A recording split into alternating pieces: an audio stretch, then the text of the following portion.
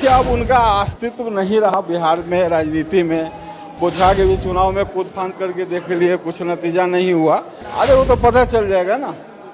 पहले 4 की संख्या में तो 4 अंक की संख्या में तो पहुंचे, जितने की तो दूर बात है। 1000 का जो वोट बया थी, जो तैयारी शुरू कर दी है। और उसको कोई फर्क नहीं पड़ता है। उनका कहना है कि 30,000 वोट आया था हमको बोझा में।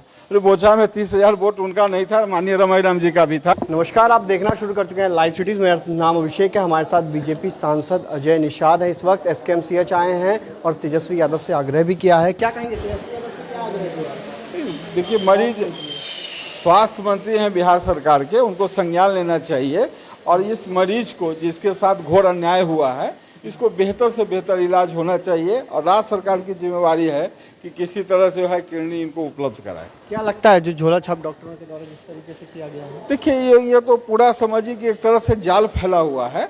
सरकार को चाहिए कि जितने भी इस तरह से अवैध जो ये नर्सिंग होम संचालित हो रहे हैं पूरे बिहार भर में, सब जगह जांच बैठा के सबको बंद करना चाहिए, उस पर कानूनी कार्रवाई करना चाहिए। इस तरह से लोग के जान को अगर खतरा करते हैं अपने थोड़े मोड़े पैसे के लिए, तो ये बहुत दुर्भाग्यपूर्ण घटना है।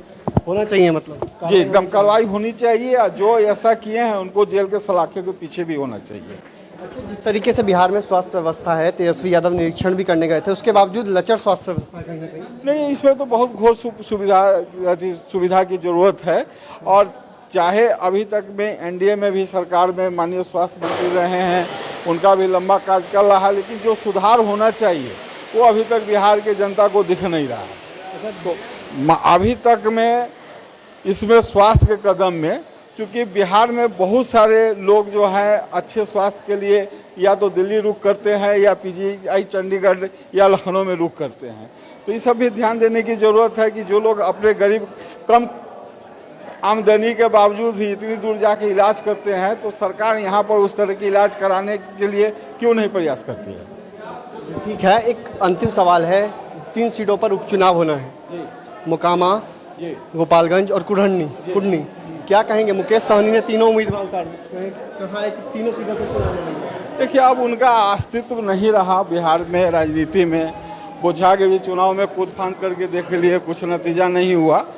चुनाव तो होता है तो कोई एक दल जीते है, कोई एक दल हारता है, ये कहीं पर कोई फैक्टर नहीं रहेंगे। और इस बार बिहार की जनता उनको सबक सिखाने के मूड में है। जब रिजल्ट आने दीजिए, फिर मेरे से बात कीजिए। उनका कहना है कि वो तीनों सीटों पर जीतने के लिए लड़ेंगे। अरे वो तो पता चल जाएगा ना। पहले 4 की संख्या में तो 4 अंक की संख्या में तो पहुंचे, जितने की तो दूर बात है। 1000 का जो वोट बया थी, जो तैयारी शुरू कर दी है। और उसको कोई फर्क नहीं पड़ता है। उनका कहना है कि 30,000 वोट आया था हमको बोझा में। अरे बोझा में 30,000 वोट उनका नहीं था, माननीय रमाई राम जी का भी था। बूथ का लिस्ट जरा निकाल के देख लीजिए, उनका वोट तो 3000 से भी ज़्यादा का नहीं था।